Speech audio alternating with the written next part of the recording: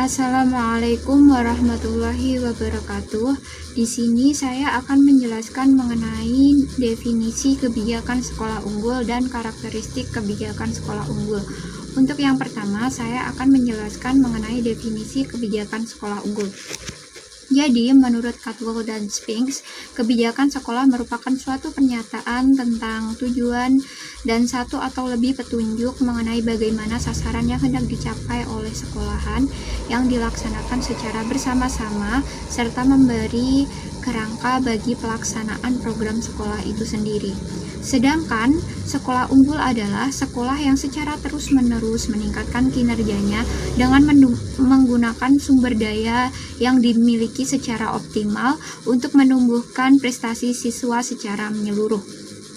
Jadi, dari kedua penjelasan tersebut, maka dapat diambil kesimpulan bahwa kebijakan sekolah unggul adalah suatu sasaran yang hendak dicapai dalam program sekolah dengan melakukan uji secara mendetail dengan cara meningkatkan hasil kinerja, memanfaatkan sumber daya sekolah dengan optimal, dan memberi perlakuan berlebih untuk mengembangkan segala potensi yang ada di dalam sekolahan itu sendiri. Sekolah unggul. Untuk yang pertama, karakteristiknya adalah lingkungan sekolah yang aman dan tertib. Lingkungan sekolah yang aman dan tertib akan menciptakan kenyamanan untuk siswa dalam melakukan proses belajar di sekolah. Yang kedua adalah memiliki iklim serta harapan yang tinggi. Jadi sekolah memiliki harapan untuk selalu dapat meningkatkan prestasi siswa, meningkatkan segala potensi yang ada di dalam sekolah itu sendiri. Yang ketiga adalah kepemimpinan instruksional yang logis.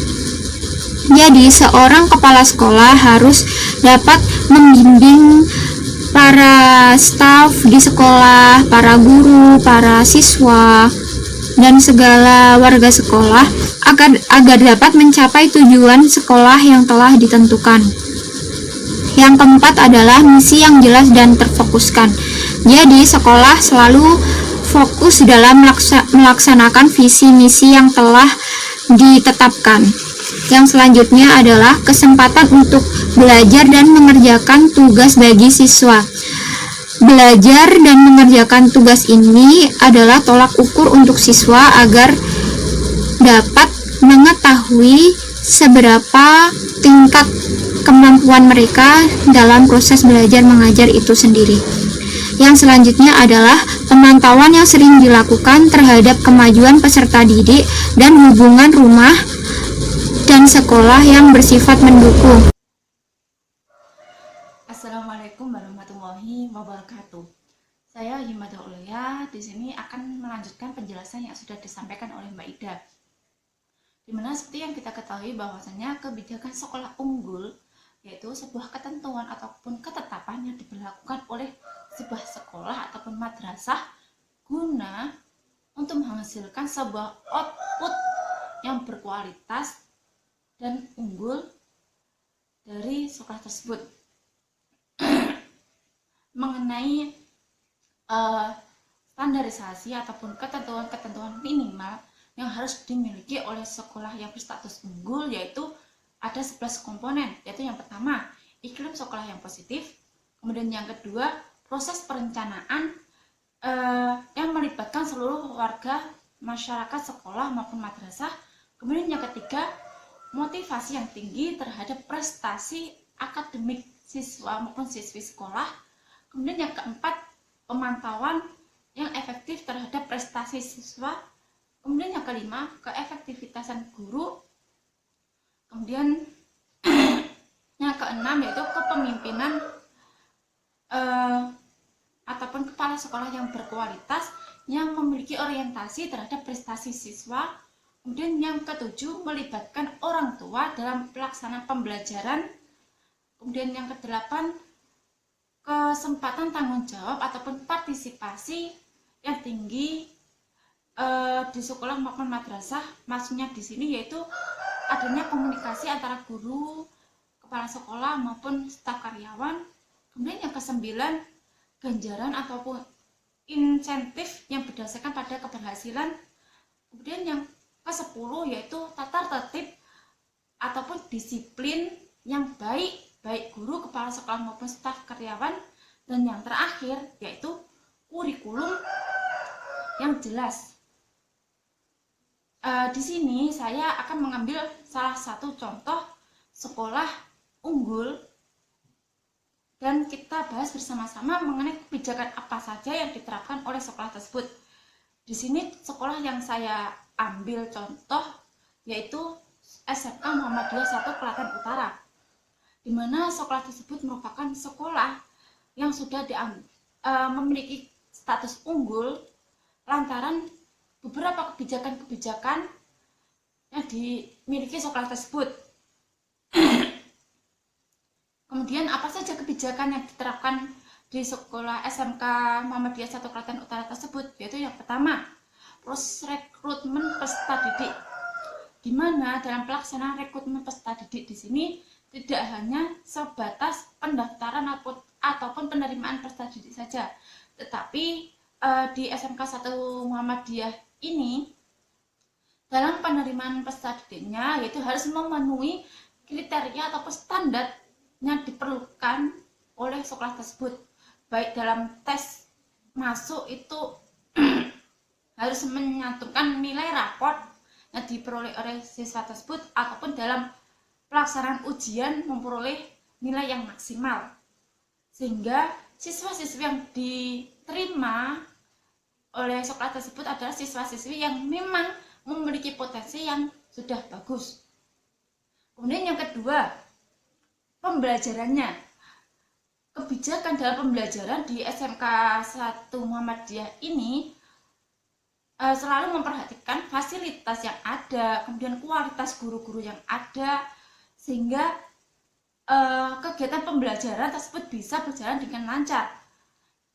Bagaimana pembelajaran bisa berjalan dengan lancar apabila fasilitas baik sarana prasarannya itu tidak memenuhi ataupun guru yang mengajarnya itu tidak memiliki potensi yang memadai ataupun bisa mengajarkan materi secara maksimal kepada peserta didiknya.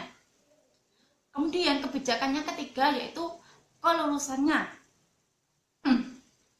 di mana di SMK Muhammadiyah 1 ini siswa-siswi yang lulus dari sekolah tersebut tidak hanya memiliki nilai yang baik saja, tetapi siswa-siswi yang lulus itu siswa setelah lulus siswa tersebut bisa langsung terjun ke lapangan pekerjaan sesuai passion ataupun kemampuan mereka masing-masing, di mana sekolah tersebut menerapkan kurikulum yang sesuai dengan pemerintah, juga melakukan kerjasama dengan industri-industri yang ada di sekitar tersebut yang berkaitan dengan kejurusan ataupun ketetapan kelas-kelas yang ditentukan. Misalnya di sana terdapat kelas mesin, maka sekolah tersebut mendatangkan guru ataupun mentor dari industri yang berkaitan dengan kelas mesin tersebut. Kemudian kebijakan selanjutnya yaitu kedekatannya pihak sekolah dengan masyarakat sekitar, sehingga hal tersebut bisa menjadikan nilai tersendiri bagi sekolah tersebut, di mana hal tersebut menjadikan sebuah gambaran bahwa sekolah unggul tersebut ternyata tidak hanya memiliki keunggulan dalam prestasi akademik maupun non akademik, tetapi juga memiliki keunggulan akan kedekatan dengan masyarakat. Apabila masyarakat ini membutuhkan bantuan, maka sekolah tersebut juga memberikan bantuan sebisa mereka, sehingga apabila sewaktu-waktu sekolah tersebut mengalami musibah, maka masyarakat yang sudah dibantu tersebut akan membantu apa yang dihadapi oleh sekolah tersebut. Kemudian mencetak siswa yang keahliannya sesuai dengan permintaan industri serta memiliki kelas unggulan dalam program keahlian teknik mesin. Seperti yang sudah saya jelaskan sebelumnya, bahwasanya SMK di sini tidak hanya menerapkan kurikulum pemerintahan saja, seperti kurikulum K13, tidak hanya itu saja, tetapi juga menerapkan beberapa kebijakan-kebijakan yang lain, yaitu salah satunya yaitu program keahlian teknik mesin yang mendatangkan langsung guru ataupun mentor dari sebuah industri yang berkaitan dengan bidang sekolah tersebut, sehingga harapannya setelah siswa tersebut lulus dari sana, maka siswa tersebut siap untuk terjun ke lapangan pekerjaan sesuai apa yang sudah mereka tekuni selama ini.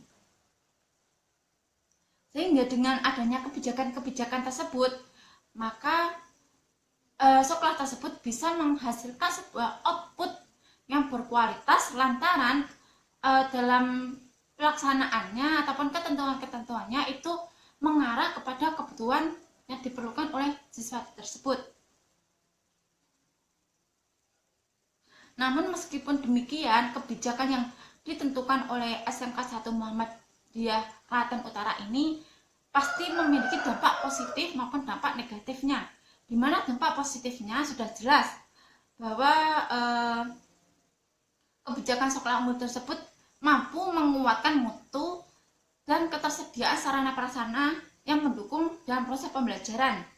Karena adanya bantuan ataupun kerjasama dengan pihak industri ke lapangan, maka pihak industri bisa membantu ataupun mendukung fasilitas-fasilitas yang ada. Kemudian dampak negatifnya yaitu dikhawatirkan sekolah tersebut mengalami kekurangan siswa karena dengan adanya ketentuan dari hasil tes maupun saat penerimaan rekrutmen peserta didik itu dikhawatirkan hanya beberapa siswa yang memenuhi kapasitas ataupun ketentuan dari sekolah tersebut. Dan ada beberapa strategi minimal yang bisa digunakan dalam mewujudkan sekolah unggul, yaitu yang pertama memperbaiki manajemen. Memperbaiki manajemen ini apa saja, yaitu baik manajemen dalam perpustakaan, manajemen dalam perkantorannya, dan masih banyak lagi. Kemudian yang kedua, manajemen sumber daya manusia.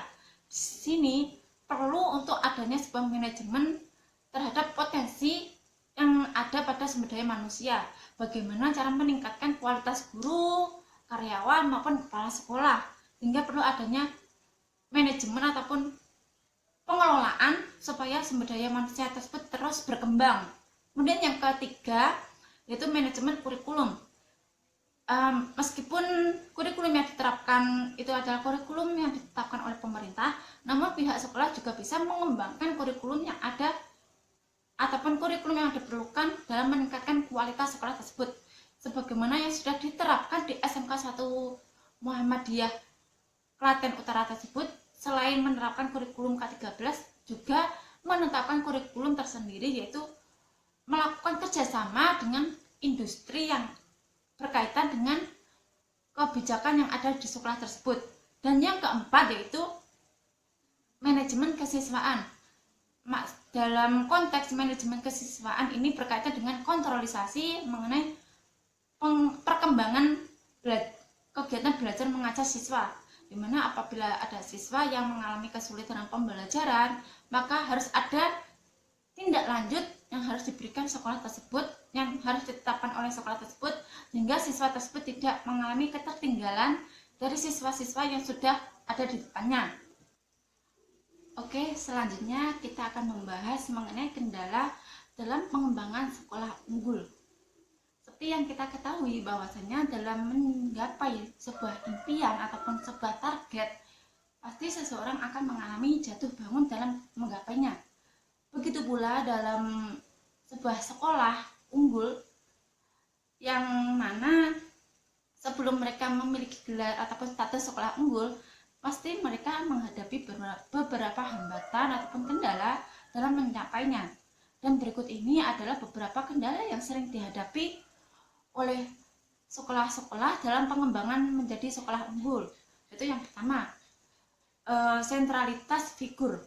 Maksudnya yaitu pengaruh kepala sekolah terhadap penentu mau dibawa kemana sekolah tersebut, di mana kepala sekolah yang memiliki potensi ataupun